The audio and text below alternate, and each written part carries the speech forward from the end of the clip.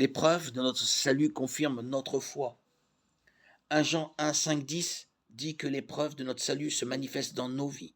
Nous marchons dans la lumière. Ne mentons pas et confessons nos péchés. Jacques 2 dit clairement que nos œuvres attestent de notre foi.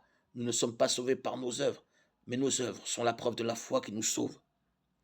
Jésus a dit, c'est donc à leurs fruits que vous les reconnaîtrez. Matthieu 7, 20.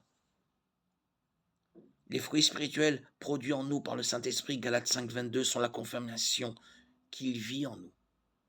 Paul nous exhorte, examinez-vous vous-même pour savoir si vous êtes dans la foi. Mettez-vous vous-même à l'épreuve.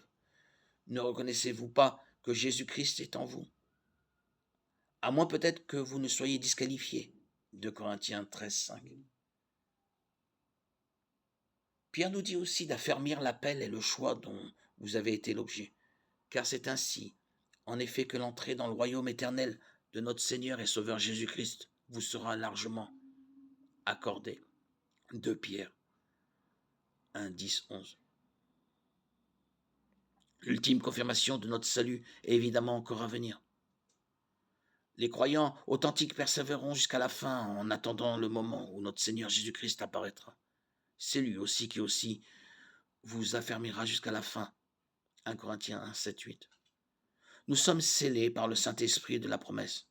En lui vous avez cru et vous avez été marqués de l'empreinte du Saint-Esprit qui avait été promis. Il est le gage de notre héritage, en attendant la libération de ce que Dieu s'est acquis pour célébrer sa gloire. Éphésiens 1, 13, 14. Voici donc le véritable sens de la confirmation. Notre salut a été acquis par le sang de Christ, en qui nous avons la foi, comme manifestée par notre marche avec lui, et nous est confirmé par le Saint-Esprit en nous.